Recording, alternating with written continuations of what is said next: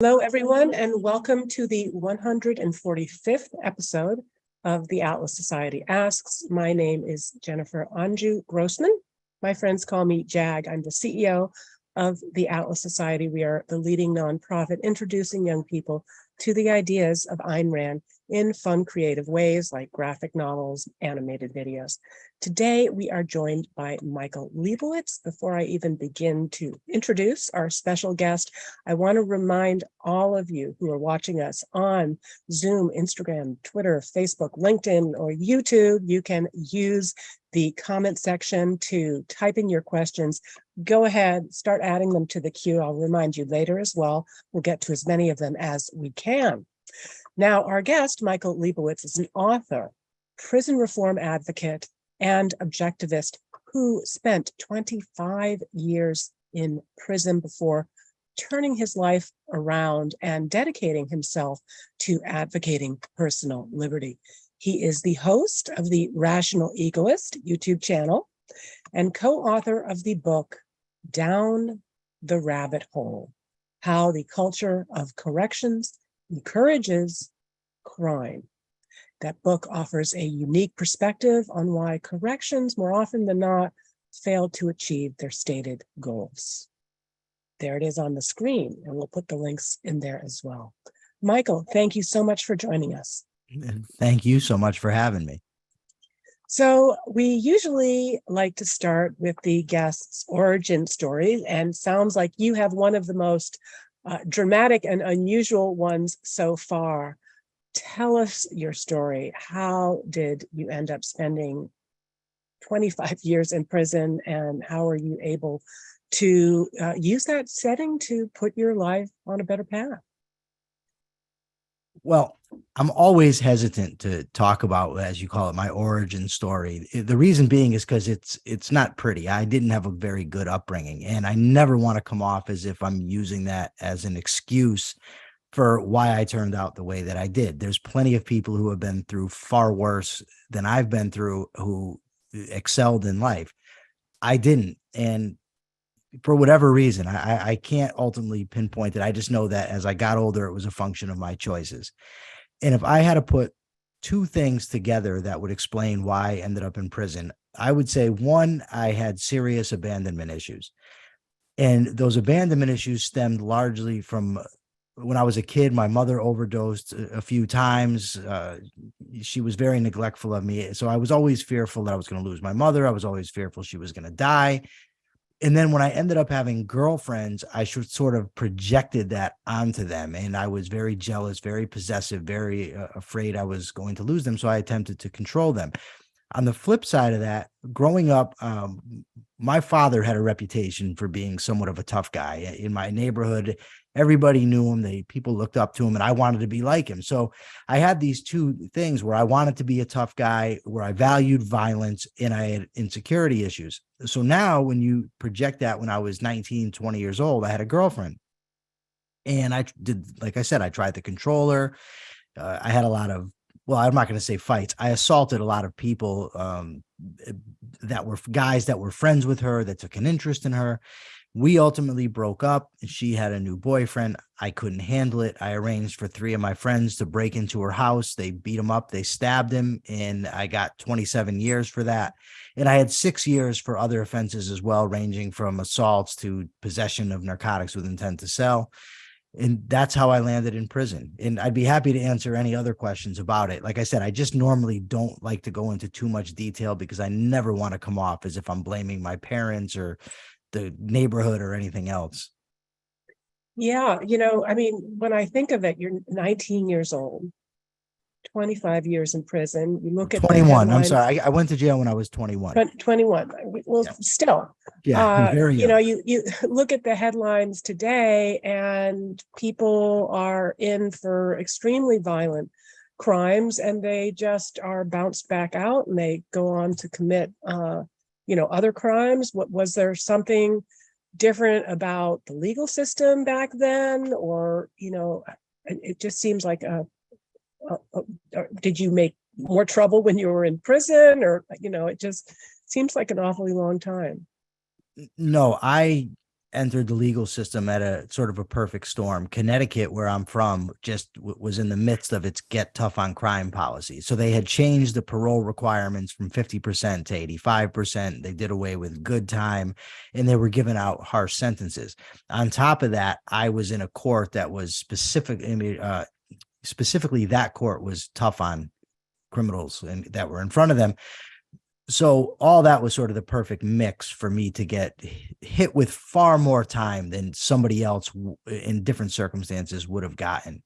And again, I do think that objectively speaking, like if I look at other people who did the same or similar things and what they got, I got too much time. But at the same time, I put myself in that situation. I did horrible things. So, I mean, who am I to complain about it? So, and now that's a very unique part of your story. And we were talking about this a little bit before, because when I was saying that some of the ways that the Atlas Society tries to distribute its graphic novels and pocket guides, we send them to prison libraries.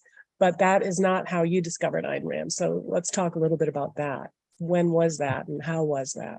It's a very interesting story. I was reading a book called The Triumph of Liberty by Jim Powell, and it was 64 mini biographies of people that advanced the cause of liberty throughout history. And she was one of the biographies. And the story of how Atlas Shrugged came to be written really grabbed my attention. And at the time, I was reading a lot of magazines from the Foundation for Economic Education. In there, they had the address for Laissez-Faire Books. So I wrote to Laissez-Faire Books for a catalog. They sent me the catalog, and they had a box set. And in that box set were Ludwig von Mises's Human Action, Atlas Shrugged, The Discovery of Freedom, I think Our Enemy, the State by Albert J. Nock, and one other book that I'm not really, maybe it was The God of the Machine by Isabel Patterson. So I bought the box set, and I read Atlas Shrugged and was just blown away by it. I mean, the book it offered a complete philosophy of life. A lot of people that I had talked to seemed to think it was just about politics or economics, but of course it's far more than that. Yeah, talking of Isabel Patterson and your podcast earlier, we recently had on the show Timothy Sandfer with his new book on Freedom's Furies, which was writing about Isabel Patterson, Rose Wilder Lane, and Ayn Rand during the age of FDR and the New Deal and all of that. So that would be another person to add to your list. So you went from, was Atlas Shrugged the first, and then what did you go on to read? And in retrospect, what is Atlas Shrugged still your favorite, or the nonfiction or the fiction, or what surprised you the most? Nonfiction, certainly it's my favorite. It brought the philosophy to life, and it brought terms like self-interest or selfishness into my vocabulary. Of course, reason and reality as it is, and the admiration of heroes and people that achieved in life. So it was great. But then I read The Virtuous Selfishness, which is a nonfiction collection of essays, and that advanced my thinking even further. But I have to say, I think if I had to put it on any one book that really changed the trajectory of my thinking, it would have to be Introduction to Objectivist Epistemology, because the epistemology is the foundation. That teaches you how to think, how to reason, and how to assess things. So after reading that and then being able to apply it to an abundance of books I was reading or arguments I was hearing, the news, everything, it was just immensely helpful. And from there, I read the Objectivism, the Philosophy of Ayn Rand by Leonard Peikoff, Capitalism, the Unknown Ideal, and probably everything else, or damn near everything else Rand's ever written, and a few by Leonard Peikoff as well, and Nathaniel Branden. I've run the gamut on my objectivist literature. Now, when you were reading all of this was during your time. When did you get out of prison? I just got out of prison 4 months ago yesterday. Wow. Okay. So we have one question here actually from Facebook. Jackson Monera asks, were you in prison during the COVID lockdowns? If so, what was that like? Yes, I was. I was a very vocal critic of the way the Department of Correction in Connecticut handled COVID. I was in the news. I was in the newspapers. It was horrible. They seemed to not know what they were doing. I mean, there were mandates about wearing masks, but then correctional officers wouldn't wear the masks. There was mandates about social distancing, but then that wasn't followed. They would lock us down for the first time. I think we were locked down 5 days without being able to exit the cell at all, not even for a shower. They finally let us shower, but that was outside where the showers were cold. And that was in, late March, early April. I think it was early April. And this sort of thing just continued. I mean, it was just a charade of nonsense. I mean, there was times, for instance, when they told us we could only walk in the hall 5 at a time and we had to social distance. But while we were waiting to go outside, we were packed in the block like sardines, not even a foot from each other, probably, 150 inmates. Or when they tested us for the first time, we had to go out, only a couple at a time and had to keep social distance. But while we were waiting, we were packed into a crowded stairwell. And that type of thing just went on and on and on and on and on through the entire thing, and is probably still going on to this day. I don't doubt it is. So 21 when you got in, about how far into that trajectory did you discover Ayn Rand? And did you have anybody else there that you could discuss with? Were you able to share the books with anybody? I don't know how strict the policies were, if you were able to at some point, communicate more with the outside world. Yes. In 2001, I met Brent McCall, my co-author for Down the Rabbit Hole. And he's actually, I would describe him as the senior author of the book. And he got transferred and then he came back and we ultimately ended up in the same block together in 2003. I had already discovered Rand by then, and I started loaning the books to him. So we read them together. And through that, we were able to read them together, debate the issues with each other, what, various things meant, what the implications were. We were both ordering the books, and that helped tremendously to have somebody to bounce the ideas off of. He was bouncing them off of me. Because, when you're reading something alone, you can draw conclusions and whatnot, but it's always nice to get somebody else's vantage point, what they think, because they may be able to point out errors that you're unaware of. Interesting. Well, we're going to dive into the book in a little bit, but we're getting a couple of more questions that are coming in from Twitter. And I want to encourage all of you who are watching on all the different platforms, go ahead and type those in. Twitter, Marx Alexopoulos asks, what is the key distinction between state prison and private prisons? Which is better? I've never been in a private prison. I've only read about them. I will say this, that the private prisons in America are not run the way I would think a private business would ever be run. And what I mean by that is they're remunerated by the state that they're in, or by the federal government if they're federal prisons. I'm not even sure there are those, but if they would be remunerated by the federal government.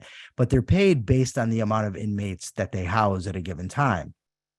So the incentive, if there is one, would be to actually keep guys in prison, not to rehabilitate them. I'm not suggesting that's what they do. I'm just saying that's the incentive structure. Now, in a free market, it's very important that you have the incentive to make a profit. That's what governs the entire system. So if you were to do that with prisons, you would remunerate staff based on results. And those results would be, for instance, stopping inmates from escaping, keeping fights to a minimum, rehabilitating the offender population. That's not what we currently have. So I don't know that there's much of a distinction between the way private prisons currently are structured in America and what in the state prisons that are in America.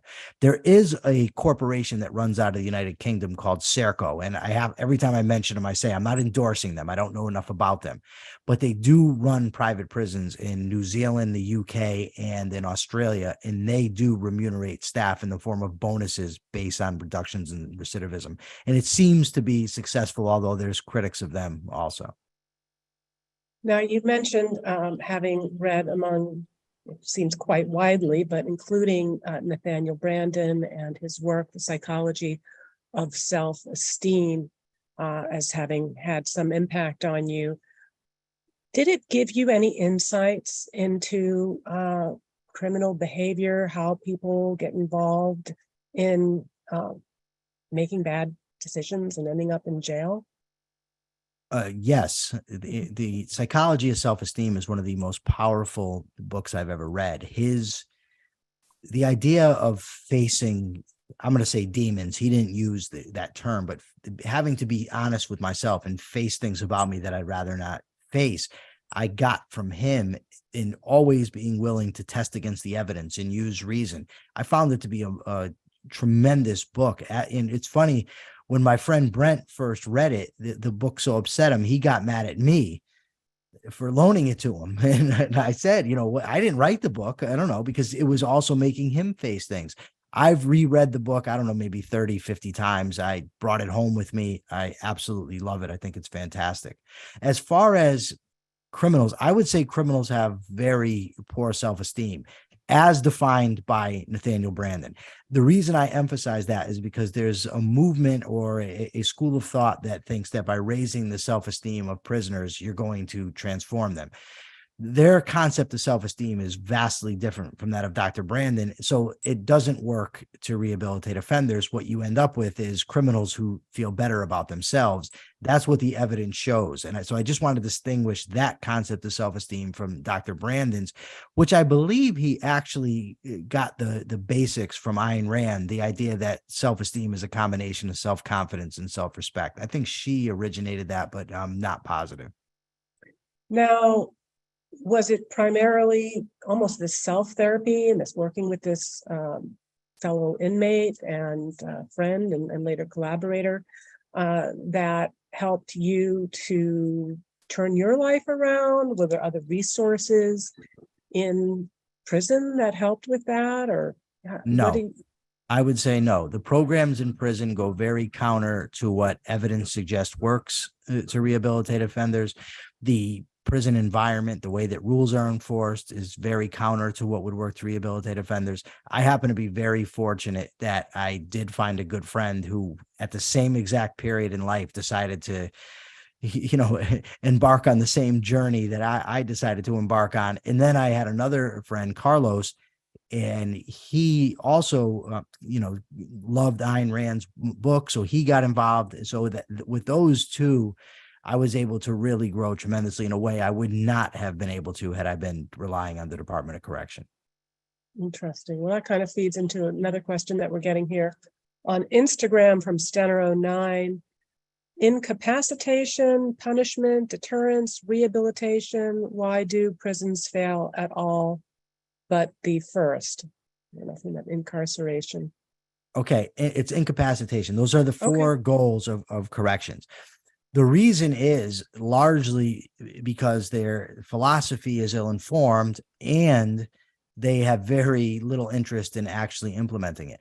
So obviously, when I say that incapacitation is the only thing they really succeed at, I'm not saying prison's not uncomfortable and it's not a punishment in and of itself. Obviously, being locked away from society is a punishment. I'm saying punishment as effective punishment that's actually going to deter behavior and inspire or incentivize rehabilitation is non-existent. And here's why. If you go into a prison and you want to just go with the flow, you want to gamble, you want to play video games, basketball, argue with your pals, joke around with the correctional officers, whatever, you can live a fairly comfortable life. The rules are, for the most part, not enforced unless they're serious. Those that are enforced are very inconsistently enforced. So the punishment cannot be effective. In order for punishment to be effective, it has to be clear why you're being punished. It has to be consistently meted out. And also, good behavior has to be rewarded, whereas in prison, good behavior is often punished. Not intentionally. It's not, they don't say, we're going to punish you now because you did the right thing. It's just what happens as a part of the way the culture is. Scott on YouTube is asking, how did race relations in prison change during your 25 years there? I was talking with you earlier. They didn't. They really didn't. Is it still pretty much, it's kind of a tribal?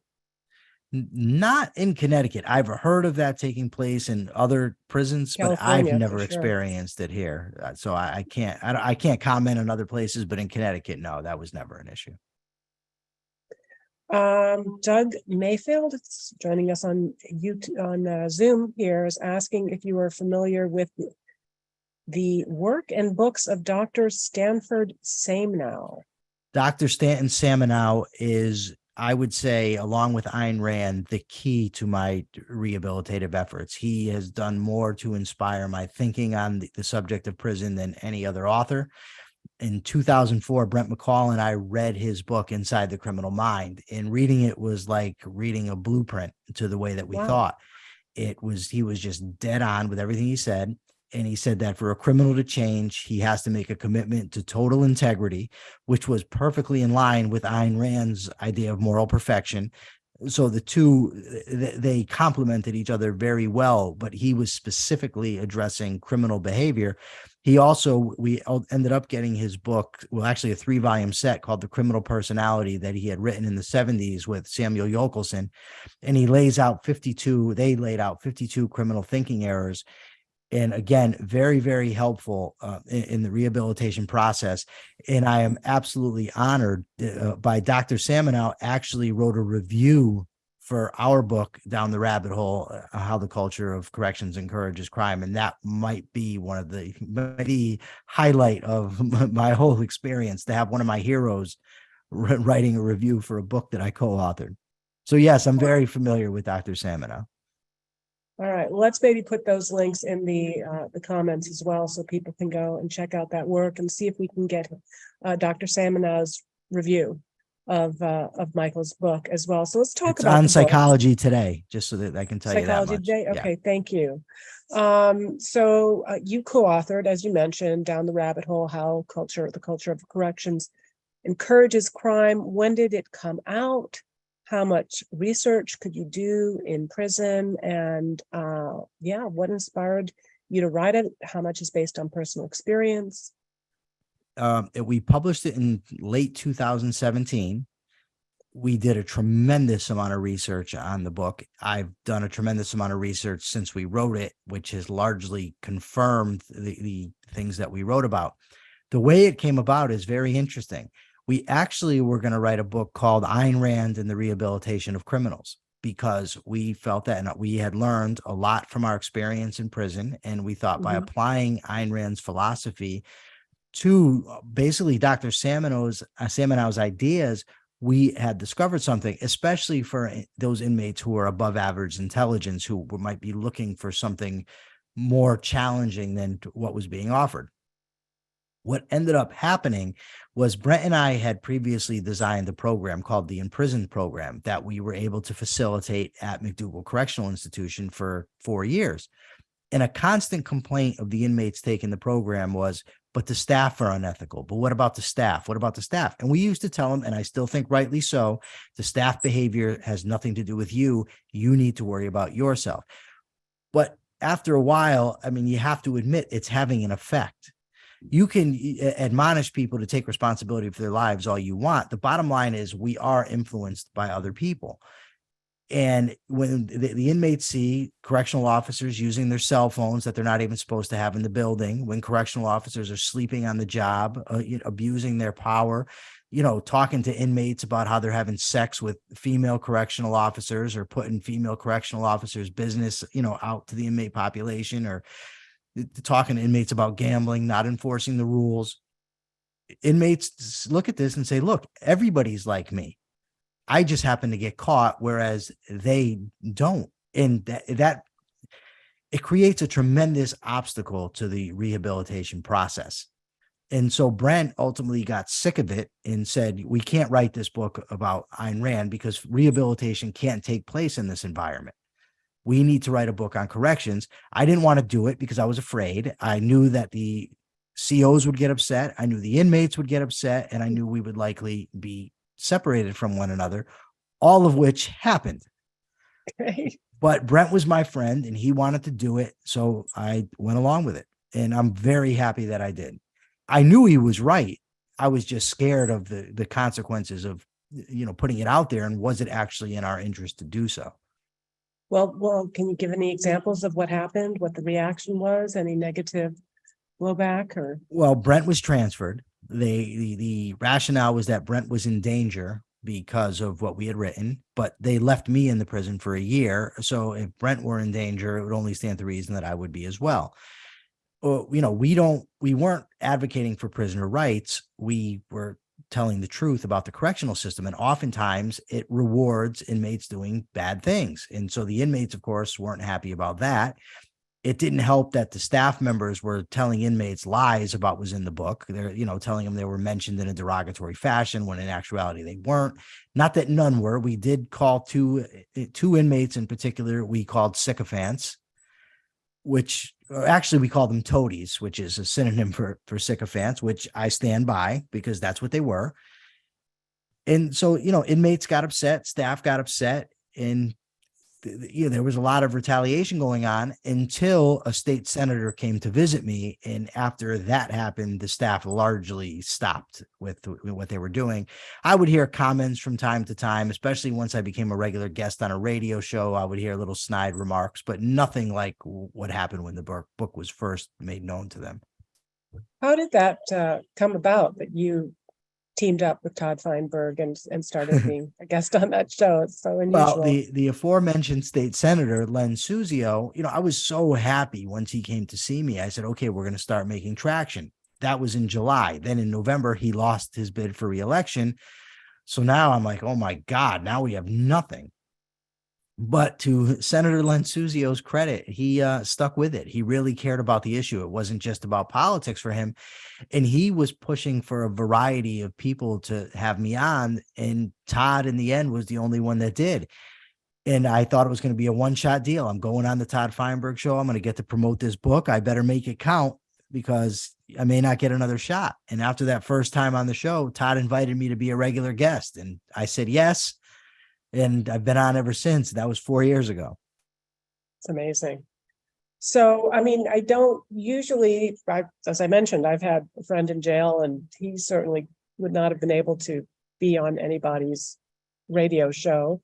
Did, over the course of these 25 years, did your privileges change or improve, or is just a different kind of system? No, you get what you get. They have rhetoric in their directive about privileges will be earned, but that's not true. It's the default position. You get there, you get to order a television, radio, Game Boy. Now you're given a tablet, and none of that has to be earned. Now they can be taken if you really act up and they decide to enforce the rules, but those privileges aren't earned. And actually, when my level dropped and I was transferred to Osborne, a correctional institution in Summers, now, I thought McDougal was run like a zoo, but Osborne, this was like, I can't even believe this place is still open. The building itself is sick. There's mold, there's asbestos that they don't remove, there's broken windows, there's mice running around the place. The showers, you have to shower with other guys in a closed room that's out of the line of, the sight of staff. There's broken windows in the shower. And the way the place is configured, there's no glass or plexiglass in the windows. So guys are screaming out of their doors all night and day. They shake the doors. When they're at rec, they're making a commotion. It's really a rough place. So as your time, when you get your level drops, instead of going to a place that's going to be more conducive to rehabilitation, it's actually less so. All right, I've got a question here from Instagram. Katerina Du is asking, aside from failures within the system to rehabilitate inmates, do you think the stigma by society makes it hard for reintegration? I would guess yes. I don't think it makes it impossible. I think if somebody gets out of prison, wants to work, and is willing to do so, I know plenty of guys that have been able to get out and have a job and are doing well. My case is a little bit different as far as the stigma goes. I've been on the radio for 4 years. A lot of people know who I am. I had a good friend that was willing to let me live with him. So I didn't face a lot of those challenges, but I would assume they exist because I know there was a lot of hostility to me being on the radio. So I can't imagine, the broader society, I would guess they have that as well. I've just never personally dealt with difficulties in being able to prosper out here. And on YouTube asks if you got criticism from correctional officers on your book, but I think you addressed that. Yes, I was told by one, I read your book and it sucked. And another and you said, I didn't know you could read. I was tempted to say something a lot worse than that, but I decided against it. Another correctional officer wrote a review of the book on Amazon where he said we were guilty of slander and libel. Evidently, he didn't understand that you can't commit slander in writing, and the word is libel, not liable. So I thought that was kind of entertaining. Funny. And I've been offering since the beginning to debate anybody in corrections that wants to have this discussion with me. Nobody's taken me up on it. One ex-correctional officer or former retired correctional officer had me on his podcast, and he took issue with me saying that there's no good correctional officers. And I shared an anecdote with him. I said, well, I asked a guy who had 20 years on the job said to me, and I had a very good rapport with him. He said, Lieb, come on, you've got to admit there's good guards. I told him, okay, name 5. And he couldn't do it. 20 years on the job, couldn't name 5 good correctional officers. So now this former CO that's interviewing me says, well, he was probably terrible, yada, yada. And I said, well, let me be clear. I'm not saying they're bad men. I'm saying they're bad at their job. And here's why. There's specific directives that define what they're supposed to do. So I asked this former correctional officer if he ever swore on the job. He said, yeah, of course, all the time. I said, okay, right there. There's one. You're breaking the directives. You're not doing your job. I said, did you ever turn in a fellow officer for his unethical behavior? He said, well, I've pulled them aside. The directive says you're duty bound to report unethical behavior to superiors. If you haven't done that, then by definition, you're not doing your job. There's 2 examples I've just given you where you have not done your job. And that is endemic within the correctional facilities. And so I stick by my statement that I've never met a correctional officer that actually did his job according to the directives.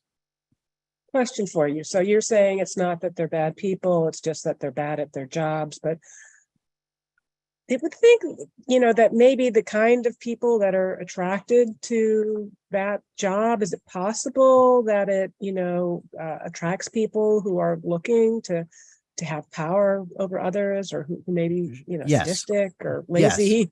Yes. Yeah. And in my experience, it's the last thing you named more than any other. I mean, it's a cushy job. You get to sit around and get paid. Of course, you face the danger that sometimes comes with the job, but for the most part, you sit around, get paid for it. You got cushy benefits.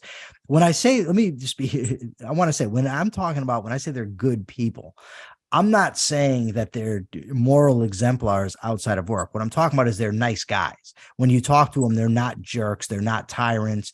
I could have a discussion with them about sports, politics, or whatever. That's what I mean. And when I use good guys, I'm speaking colloquially. I'm not passing an actual moral judgment and saying they're good people. Got it. All right. Well, kind of along those lines of the cushy jobs, on Instagram, XL Tom is asking thoughts on prison unions. I think the only way to fix the prison system is to smash the unions into 1,000 little pieces. They need to go. The idea that you have somebody with a job where they basically cannot be fired, regardless of how inept they are, is absolutely absurd, especially when they're getting paid by taxpayers. All right. And then on YouTube, A. Welch asks, do you have any thoughts on background check reform that would help those who have done their time find work when they get out? Seems like this difficulty contributes to repeat offenses. In Connecticut, I believe that you can't be asked the question if you were ever in prison any longer. I think they've changed the law, and it might actually surprise people that I think it's perfectly legitimate for a private business owner to look into somebody's past. It's his business. He has a right to hire whomever he pleases, and he has a right to do his research on that person. I don't see any problem with that. Ultimately, I put myself in the predicament to where people weren't going to trust me. That's my fault, and it's my job to prove myself. It's not anyone's responsibility to give me a break. I hope they will, and I think it's certainly, as people in society, if they want to thrive and have a thriving society, ought to be willing to accept reform offenders. So I don't want to be misunderstood. I'm just saying that nobody has a duty to do so. Okay, well, speaking of getting a break, if I'm correct, you were recently appointed spokesman for the Libertarian Party of Connecticut. Is that right? That is correct, yes. How did that come about? And any thoughts on, libertarian, objectivist, old splits, or is it high time to move beyond that? I think it's high time to move beyond that. I'm not saying that an objectivist, first of all, it seems like people have this idea of libertarianism that it's an all-encompassing philosophy. It's not. It's a political viewpoint. Objectivism is an all-encompassing philosophy that has a moral code and epistemology, all things that libertarianism does not have. So that's the first sort of thing. Secondly, all libertarians are not Murray Rothbard. They're not, or we're not all anarchists. Murray Rothbard was. So what? The Libertarian Party has more than just anarchists in it, and the majority are not anarchists. And it just seems to me, Ayn Rand herself advocated voting for Richard Nixon. She attended when Alan Greenspan was made an economic advisor to Ford. She went to the White House with him. She counseled voting for Republicans. She was friends with Ludwig von Mises, who was a subjectivist to his core, and she was friends with Henry Hazlitt, who was a utilitarian. To say that I'm somehow betraying my values because I'm aligning myself with a political party that for the most part supports my views is ridiculous. And where else are you going to go? If you think the war on drugs is a mistake, if you think taxation is unethical, if you think the economy should be deregulated, if you think the welfare state needs to be abandoned, if you're against these endless wars that we're into, where else are you going to go? You're going to go to the Republicans? You're going to go to Trump with his tariffs, or Biden with everything else? There's just no other place for someone to go with my views. I'm a hardcore capitalist, a disciple of Ayn Rand, and I joined the Libertarian Party because it's the best vehicle for my ideas. Doesn't mean everybody there has to agree with me. I certainly don't agree with everybody there. Well, as David Kelly likes to say, if we are right, we have nothing to fear, and if we are wrong, we have something to learn. So always good to be willing to discuss and debate. So I actually wasn't aware that it was so recent that you were let out of prison. Maybe it's because you were actually so productive while you were in prison, particularly the last few years. That said, you were on radio shows, you were writing, you published a book. What was it like? What was the first rush of freedom like? Any odd experiences adapting to new technologies, or pretty much did you have all of that already in the jail? I didn't have the new technologies, but I was aware of them, and I was ready for the challenge. And I'm by no means, tech savvy at this point, but I haven't found it to be overwhelming either. And I'm not mechanically inclined, so I doubt I ever will be extremely tech savvy. I wouldn't have been if I had never went to prison. But yeah, working on myself in prison certainly prepared me to be released. It prepared me for the challenge. I've also got an excellent support system. I've got friends. I've got a girlfriend. I've got a sister. My friend Subby, Sebastian, Subby short, he lets me live in his house rent free. He's been incredibly supportive. So that's been wonderful. One thing I did love doing when I first got out is I love introducing myself to people and telling them I had spent 25 years in prison. It was very interesting to see the response. The funny thing was, a few times I got the response, "Oh, are you the guy on the radio?" So really? It kind of backfired because they already were aware of the situation. Have you seen the mayor of Kingston? No, what is that? Interesting. Well, I got very into Taylor Sheridan because he's the writer behind Yellowstone, which is a series on streaming that's very, very popular. And now there's these prequels. Is it any good? I love it. People keep telling me I need to watch it. I really enjoyed it. I enjoy his writing in particular. So I decided to go back and watch some of the other things that he has helped to write or to produce. And anyway, I mentioned the mayor of Kingston because it is about somebody who is on the outside dealing with the correctional system, dealing with the prison. He's kind of a peacemaker on the outside, on the inside.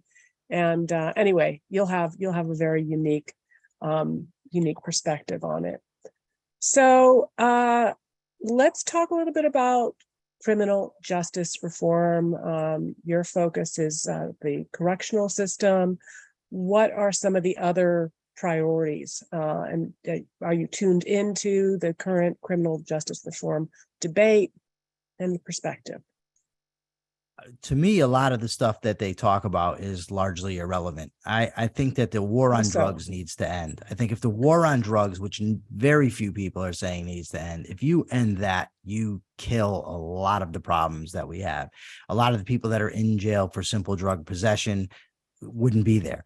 People that have to steal in order to support their habit, if drugs are legal, the price plummets. You no longer have to steal to support the habit. It's still not a good habit to have, just like alcoholism is not a good habit. But very few alcoholics are sticking up liquor or sticking up banks in order to pay for their liquor habit. It's cheap, so they can just go buy it. So I think that's the key. If I were to say anything other than prison reform, is you've got to stop this insane war on drugs. And I got to tell you, I heard Ted Cruz today, and he was going after the head of the Department of Homeland Security. And I frequently hear conservatives make this argument that by having open immigration, you're letting fentanyl and drugs into the country, you're killing people. They don't seem to grasp that, no, what's killing people are the fact that there's a war on drugs that they support that leads to people not knowing what's in the drugs that they're using, because who knows who's cutting them and who's what the potency of the drug is, and people overdose. If drugs are legal, you don't have that problem. So it's a bit rich for the conservatives, because they hate immigration, to try to use that, the overdoses, as a reason to further put restrictions on immigration. And then they have the nerve to call themselves the party of small government, which whatever. It's aggravating to me. That's all. I'm sorry. all right. Doug Mayfield has ordered your book, Michael. Awesome. Great. He just ordered it, hasn't read it yet, but he's going to get it. And I want to encourage others in our audience to do that. And also, Michael, if you're interested in having it converted to Audible, an audio format, we have a cheat sheet on how to do that. Oh, I'd love to see that, because I don't know how to do it. Yep, absolutely. We can help. That was when I was recruited to run the Atlas Society, and there was a lot to do. And they had published a lot of books, and there were still there probably wasn't any Ayn Rand book I hadn't read, but I hadn't read it for a while. So I was like, I just went on an Audible tear, and I made sure that first priority is we got all of our books at Atlas Society on Audible. So we've got it into a groove, and we're going to share the blueprint with you. But getting back to Douglas, he has a little bit of a long question here, but he says, seems to him that the four purposes of the prison system, far away the most important, is to protect the public from people who are dangerous. How does one approach improving rehabilitation while not placing the public in danger? I actually agree 100% with him. That is the point. And that's what I've been trying to convey to people, is that 95% of people that are in prison are getting out. It's in society's interest to rehabilitate people. There's never going to be a perfect thing. No, you're never going to rehabilitate everybody that's in prison. Some people just simply aren't interested, and there's nothing you're going to do to make them interested. But there is an abundance of evidence for what works to rehabilitate offenders. There are assessment devices that have been shown to be fairly accurate. They have to be implemented, and they have to be used correctly. I mean, I suggest, or I recommend to people that are watching, look up criminogenic needs, look up risk need responsivity model of corrections, look up core correctional practices, look up the level of service inventory assessment tool. If you look into these things, you will find out that they are cost effective and they're evidence-based and absolutely should be implemented. I don't think that in the way that prisons are currently constructed, any of those things could be implemented adequately, mostly because of the unions. I'm not saying that's the only thing, but that's largely it. All right. Wyatt 516 on YouTube asks, did you have any trans prisoners in the population? If so, did everybody get along reasonably well? So there's, Yes. A controversy now in California. A male criminal who gets convicted says, I'm just changed my mind, I'm a woman. He can be housed in female prison. So. Well, in Connecticut, yes, there were trans people in the prisons. I mean, they're a minority, certainly, but yeah, I've seen more than a handful over the years, and for the most part, they get along. I mean, they weren't really in my circle, but every so often people make that biological women who are trans men. So No, that'd no, be no, no. biolog- They're not in men's prisons. No, no. Okay, Biological men who want to be women are in the men's right, prisons. which is where they should be and not in women's prisons, in my Yes, opinion. and But mine too. okay. All right. So Scott it's kind of, I think, keying off of what you had asked earlier, or you were talking about earlier in terms of the war on drugs and needing to add that as the biggest thing that we can do to improve um, incarceration. He's asking, are that many people in jail for simple possession anymore?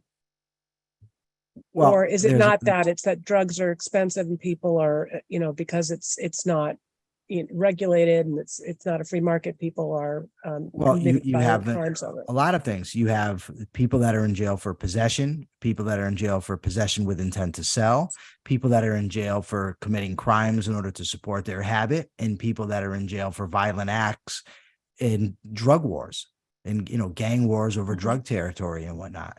So you've got a variety of things. I don't know the exact numbers of just possession, but I do know that the war on drugs fuels a large portion of our incarceration that we have in this country.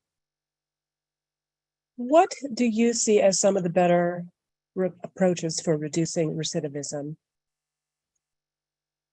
I think that a cognitive behavioral therapy addressed the criminogenic needs that I talked about earlier would be most effective. That's what the evidence shows. I mean, they've done meta-analysis after meta-analysis that demonstrates that those are the programs that actually reduce recidivism if they're implemented correctly.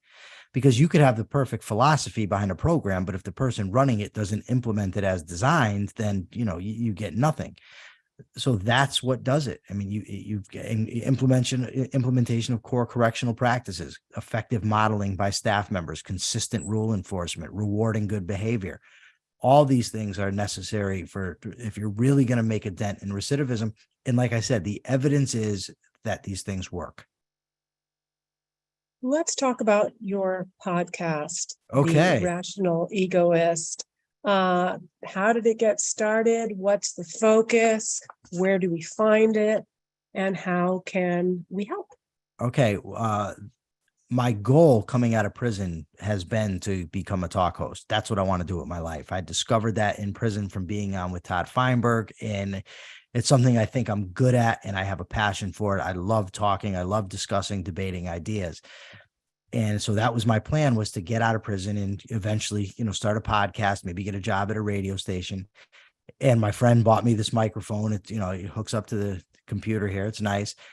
And I just was looking for something, and I ended up meeting a woman from Australia who has some knowledge about how to get podcasts up and running and, uploaded to wherever they need to be. I still really don't know, but she and I teamed up, and ever since then, she came up with the idea for the title, which I thought was great. And so I've been making the episodes, and to my utter disbelief, I've been reaching out to people and just saying, hey, you want to come on? And people that I've been reading about for years while I was in prison are like, yeah, I'll come on the show. And it's like, wow, what a moment for me. Like my first interview was with David Friedman. His father is the first person that ever got me interested in economics. So to be able to interview him was a great experience, even though I disagree with him, about a lot. He's still a very bright guy and, has a long history of promoting freedom. I know there's going to be people out there that say, well, no, anarchy is not freedom, whatever. I'm not going to quibble about that. But nonetheless, it was great. And I've had on Robert Trzynski from the Atlas Society, Michael Munger, another libertarian, Murray Sabrin. So it's been just an absolutely wonderful experience. Jim Valiant, who's not from the Atlas Society, but is an objectivist. He was a great guest that I had. And I'm really enjoying myself. I think we're putting out very good episodes and will continue to do so. Well, I'm really excited for it. And as I mentioned, whatever we can do to help. So another question here, Gary Spinova, Twitter, thoughts on other third-party political groups? Have you heard of the American Capitalist Party? I have not heard of them.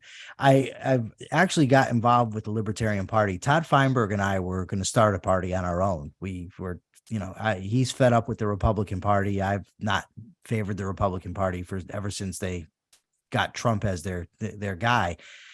And somebody actually said, you already have a party in the state that supports most of your views. So we looked into it. We contacted them, and we proposed that they make me their speaker, and they agreed to it. So that's how I got involved in them. But no, I've never heard of the American Capitalist Party. But there's a lot of different parties out there. I think that for my ideas, the Libertarian Party is the best and the most viable, and so that's why I went that route. Yeah, so the American Capitalist Party is something that Mark Pellegrino has put together, and he's an objectivist and an actor, and he was a guest on this show. And I bet with a little nudge we could get him to come on your show. So we'll do that. So you came out of prison wanting to be a talk show host. Yes. What else is on your bucket list? I have a goal where I want to bring together, and I know how hard it is. I'm not, I'm not paying glossy in here. I'm just saying that I want to bring together people that favor individual liberty. It seems to me, and I've been noticing this on Facebook more than anywhere else, the amount of fighting between people who agree on 95% of the things, but are arguing about stuff like the libertarians are arguing with objectivists, and it's bitter over whether or not self-ownership comes first or the right to life comes first. Meanwhile, they agree on the conclusion that you have a right to your life, and the purpose of government is to protect it. And it just seems to me, if we've got people that agree on that agree that the right to life is paramount and the only purpose of government is to protect life, liberties, and properties, all the rest, I mean, fine, argue about it, debate it, but vitriolic, and it's horrible. Nasty, right? And I just think that if we ever have a chance of having a free society, we need to come together and put aside those disagreements. So that's part of my goal. Amen to that. I did not I spent most of my career in the private sector, some of my career at the White House. So I've only been at this gig 7 years and 2 weeks. It's been interesting. I thought I would be attacked and vilified by socialists, which I have, or those on the left, which I have. But the most bitter, hysterical criticism that I've gotten, it's not even from libertarians, it's been from fellow objectivists. And I'm like, guys, I think we kind of agree on a lot. So I call it the narcissism of small differences. And so I'm all for seeing what can be done to, as I like to say, you can't be objective if you don't have some perspective. And I think a bit of fresh perspective, which is certainly what you can bring, given that you're, what you've been up to for the past 25 years. Okay, a couple other questions, and then I'm going to hand the floor over to you, Michael, for anything else that you'd like to say that we haven't gotten to. Amanda Tapper on Facebook is asking, do you think ideological schisms are real or hyped up by media? I don't even know how much the media in general is aware of the ideological schisms within the liberty movement. I previously only read about them in liberty-based books. Since I've been on Facebook, which has only been 2 months now, I think, or month and a half, 2 months, I've seen this overwhelmingly, where people just are vicious to one another over slight disagreements. And it just seems like you were never going to get anything accomplished that way. We have to come together. But I think they're real. And it's okay to have differences with people. That doesn't mean I have to hate you because you have a difference of opinion over here, even if it's not an opinion question. I could be wrong. You could be wrong. But we don't have to kill each other over it. I think our time's far better spent fighting against people that are for an all-powerful state, or even the state as it currently is constructed. Like I said, Republicans are out there and they're, so much against immigration. Don't let immigrants into the country. Or, the left wants to tax everybody to death. to me, those are the things to fight about. Those are the issues to argue about, not over slight ideological differences that have no policy implications. The policy, I'm not saying that ideology doesn't matter, but for purposes of working together, I think the policies are what should be paramount. Tim Whittle on Facebook wants to know, does the death penalty have a place or should it be outlawed nationally? I am not a proponent of the death penalty, and it's not because I think it's an injustice to execute somebody who's taken a life. I think, one, there's a very real risk that you execute an innocent person, and that would be absolutely awful to have happen. But more fundamentally is, as somebody who doesn't trust government, I just think that that is too much power to hand over to any government, the power to so deliberately take somebody's life. I'm just not willing to do it. I just, no, I don't think that there should be the death penalty. I don't think people are evil for believing in it. It's not something I'm very passionate about. I just, if I have to vote on it, I would vote no. So we've got just a couple of other minutes here. Sounds like you're on Facebook, so people Yes. can find you there. Where else should people be I am following you? I'm on TikTok and Instagram. I put out videos every night. I missed last night because I was sick, but I made sure to make up for it this morning. Michael Liebowitz on TikTok and Instagram. It's Michael Liebowitz, but my little nickname is The Rational Egoist. Facebook, Michael Liebowitz. Twitter, if you look up Michael Liebowitz, you'll get me too. I'd really like the followers. Follow me, give me your comments, ask your questions. Let's debate if we have to, but if we're working toward the same goals, let's work together and try to get a free society. I love it. All right, Michael. Well, we really appreciate you, appreciate what you're doing, and wishing you all the best of luck, and we'll be trying to help you along the way. So thank you very much. Thank you very much. Absolutely. I want to also thank everyone who asked all of these great questions, very informed questions. If you enjoyed this video or any of the other materials or content that we put out at the Atlas Society, please consider making a tax-deductible donation, atlassociety.org. And then next week, hope you will come back and join us. I'm going to be interviewing Gabrielle Bauer. She is going to be our guest on the Atlas Society Asks. We're going to talk about her book, Blindsight is 2020, Reflections on COVID Policies from Dissident Scientists, Philosophers, Artists, and More. She should have included you, Michael, in that book. We'll maybe look for the reprint. So thanks, everyone. We'll see you next week.